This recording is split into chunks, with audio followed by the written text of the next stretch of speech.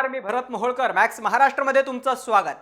2016 मध्ये मराठा समाजाने आरक्षणाची मागणी करत 58 मूकमोर्चे काढले होते।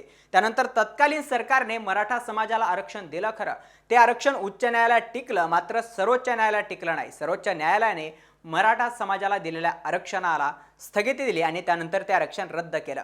जर आपण पाहिलं तर मराठा समाजाचा हा जो आरक्षणाचा मुद्दा आहे, सर्वोच्च न्यायालयाच्या निर्णयानंतर काही काळ मागे पडल्याचं पाहायला मिळालं। मात्र पुन्हा एकदा हे आंदोलन पेटलं ते मनोज जरांगे पाटील यांनी जालना जिल्ह्यातील अंतरवली सराटे या गावामध्ये सुरू केलेल्या उपोषणामुळे। मनोज जरांगे पाटील यांनी उपोषण सुरू केलं आणि त्या उपोषणाच्या त्या आंदोलनस्थळी पोलिसांनी लाठीचार्ज केला आणि या लाठीचार्जचे पडसाद संपूर्ण महाराष्ट्रभर उमटल्याचं पाहायला मिळालं। अनेक जिल्ह्यांमध्ये जाळपोळ झाली, कुठे अनेक निषेध मोर्चे निघाले। ह्या सगळ्या घडामोडी घडत असतानाच आता बीड जिल्ह्यामध्ये सुद्धा वासनवाडी या गावामध्ये महिलांनी स्वतःला गाडून घेत आंदोलन सुरू केलं होतं। हे आंदोलन कशा पद्धतीने ते पाहूयात।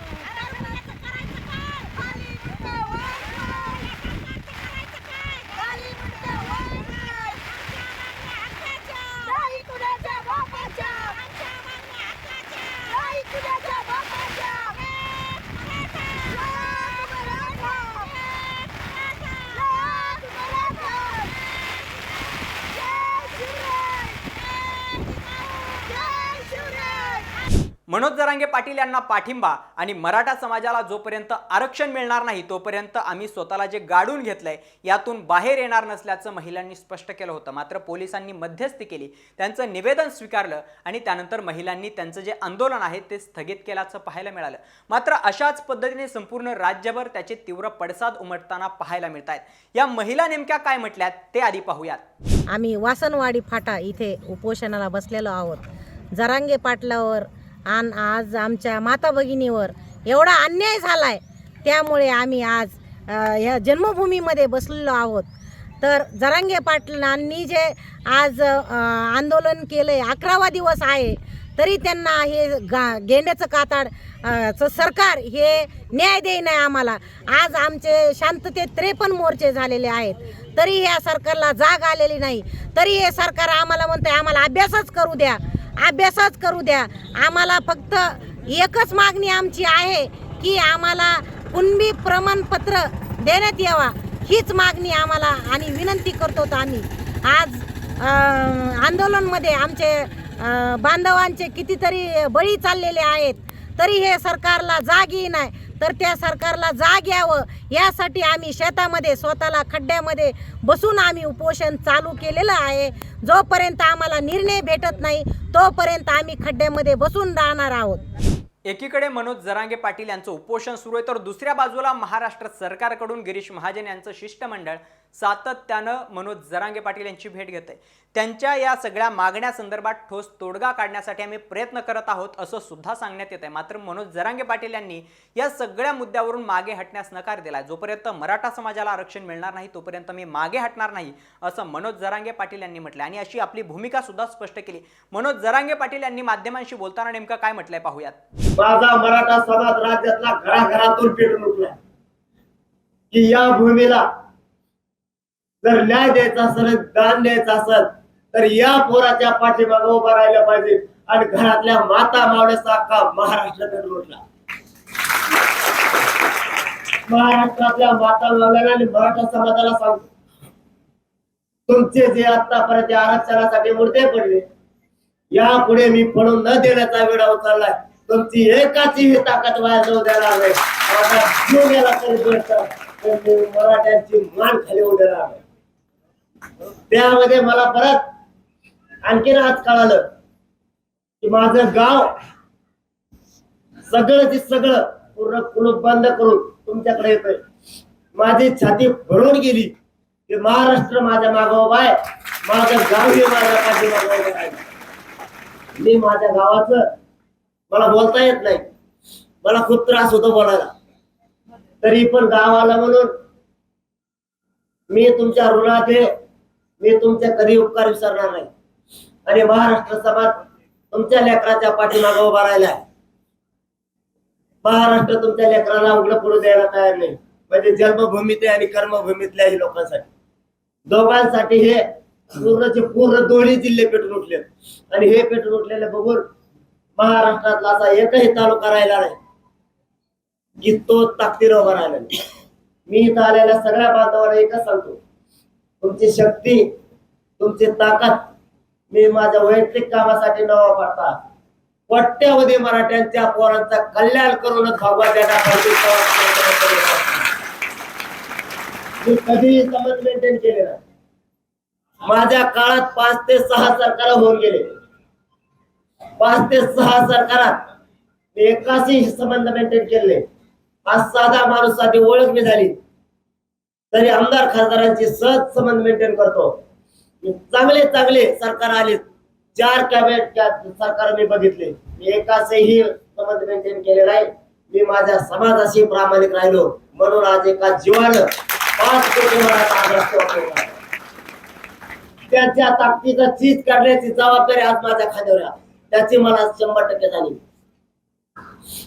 मला जाणीव आहे की त्यांना वाटतं आता करणार तर हाच माणूस मराठ्यांना न्याय देऊ शकतो. त्या समाजाला वाटतं आज जर यशाच्या शिखराकडे पोहोचले तर हाच नाही, महाराष्ट्रातला सगळ्या आमदार खासदारांसह मंत्र्यांसह सगळे मंत्रिमंडळ एका ताकदीनं माझ्या पाठीशी उभा राहिले. आज एक उणीव होती ती माझ्या मनातही नव्हती. मी मीडिया समोर बोलतोय की ही आज तुम्ही भरून काढली की ज्या जन्मभूमीला साथ द्यायला पाहिजे होती त्या जन्मभूमीतला 5 वर्षाचा लेखूनही घरी ठेवलं नाही. ही माझ्यासाठी अत्यंत गर्वाची बाब आहे. ती प्रत्येकासाठी असते, केवळ माझ्यासाठी नाही, ते प्रत्येकासाठी असती आणि तेही भरून मी आज पावलो. आणि आता मला जे अपेक्षित होतं ते झालं. न कोणाला सांगता झालं, सांगून तर कुणीही घडून आणू शकतो, पण न सांगता झालं. आता मात्र एक सांगतो, तुमच्या पदरात मराठ्यांच्या पदरात आरक्षण टाकल्याशिवाय तुमच्या पोराचं कल्याण केल्याशिवाय हे मी कोणाच्याही राजकारणात पडलो, मी कोणाच्या वैयक्तिक समाजकारणात पडलो नाही. पण मी जो उघडा 22 वर्षापासून उचलला तो मी शेवटपर्यंत कडेला नेला आणि नेत राहिला. कारण आज मला गाव मायबाप आहे, तसंच मी महाराष्ट्रात सुद्धा मायबाप समजलेला. मी माझ्या कुटुंबाला वैयक्तिक वेळ दिला नाही, माझ्या समाजाला दिला. कारण मला समाज अगोदर महत्वाचा आहे, कुटुंब नाही. आणि मी जगण्यासाठी खाऊन जगण्यासाठी आलो नाही. खाऊन जगण्यासाठी प्रत्येक जण आलाय, खाऊन प्रत्येक जण जगू शकतो, पण मी खाऊन जगण्यासाठी आलो नाही. मी या जातीचा मला हिचं काहीतरी मला देणं लागतंय, मला हिचा काहीतरी उद्धार करायला लागतोय. या जातीचे लेकरं नोकऱ्यापासून वंचित राहणार असले तर त्यांना नोकरी देणं माझं कर्तव्य, त्यांना शिक्षणात आरक्षण देणं माझं कर्तव्य. आणि ती जबाबदारी 5 कोटी मराठ्यांनी माझ्या खांद्यावर टाकली. त्यामुळे या महाराष्ट्राची मन आणि न होऊ द्यायची जबाबदारी माझी. मी जाहीरपणाने शपथ घेऊन तुम्हाला सांगतो, तुम्ही असाल तुम्ही नसाल तरीही तुमच्यासाठी हा मनोज जरांगे प्राणाची बाजी लावणार, पण मराठ्यांना आरक्षण मिळवून देणार म्हणजे मिळवून देणार. तसं साष्ट पिंपळगाव भांबेरी आणि वडीकऱ्या, त्यानंतर आज अंतरवाडीला विडा उचललाय. ही खांद्यावरती जबाबदारी आता आमच्या गावाच्या. मराठ्यांना न्याय मिळत कसा नाही, आम्ही तुमच्या पाठीशी ठाम उभा आहे. या कर्मभूमीला हा विडा उचलला आणि पुऱ्या ताकदीने हे लोक कामधंदे सोडून या आंदोलनात, या जन आंदोलनात मोठ्या ताकदीने सहभागी झाले. आम्ही कधीही हेरलं नाही, आम्ही कधीही ठरवलं नाही की ही गोष्ट ठरवून करायची. हा पक्ष विरोध करतोय म्हणून करायची नाही, तो पक्ष विरोध करतोय म्हणून करायचं नाही. गोदा पट्ट्याने एक खुणगाठ बांधली की पक्ष बाजूला ठेवू, या जातीसाठी आम्हाला तुमच्या पाठीशी उभं राहायचंय. तुम्ही फक्त पुढे व्हा. मी समाजाच्या आग्रहाखातर पुढे झालो. मी पुढे झालो आणि त्याला साथ म्हणून महाराष्ट्रातला 13 कोटी मराठा समाज, 13 कोटी जनता एक मुखानं बाहेर पडली. नुसता महाराष्ट्रच नाही, राजस्थान, मध्य प्रदेश, हरियाणा, कर्नाटक, बेळगाव पासून बिदरचा सगळा पट्टा, दिल्ली पासूनचे सगळे मराठी, अमेरिकेत असणारे सगळे मराठी, सगळे या आंदोलनामुळे एकवटलेत. ही या मराठवाड्यातल्या मराठ्यांसाठी भूषणाची गोष्ट आहे. ही एवढी साधी गोष्ट नाही. बोलला कुणालाही येतं, परंतु ज्या वेळेस ही जबाबदारी खाण्यावर घ्यायची असती ते पेलणं ही सगळ्यात मोठी जबाबदारी. उदयनराजे महाराजांपासून संभाजीराजे महाराजांपर्यंत राजकीय पक्षांचे सगळे नेते एका व्यासपीठावरती आले ही सोपी गोष्ट नाही. उदयनराजे महाराज साहेबांसारखे आणि संभाजीराजे महाराजांसारखे एका क्षणात कळताक्षणी रात्रीचा प्रवास सुरू केला.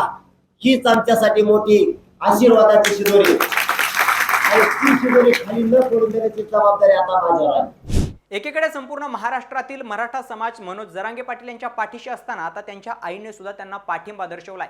त्यांची आई उपोषण स्थळी आली होती. यावेळी मनोज जरांगे पाटील भावूक झाल्याचं सुद्धा पाहायला मिळालं. ते व्हिडिओ आणि ते दृश्य आपण पाहूयात.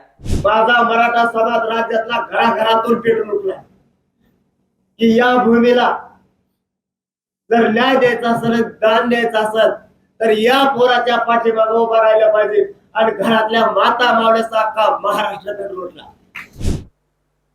मनोज जरांगे पाटील यांची आई भेटल्यानंतर मनोज जरांगे पाटील यांनी भूमिका स्पष्ट केली. दुसरीकडे आईने सुद्धा मनोज जरांगे पाटील यांना पाठिंबा दर्शवल्याचं पाहायला मिळतं. त्यांच्या आईचं नेमकं काय मत आहे ते सुद्धा पाहूयात. 10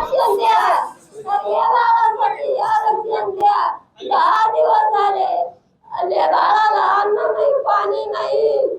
सरकारने न्याय द्यावा, माझ्या बाळाला न्याय द्यावा.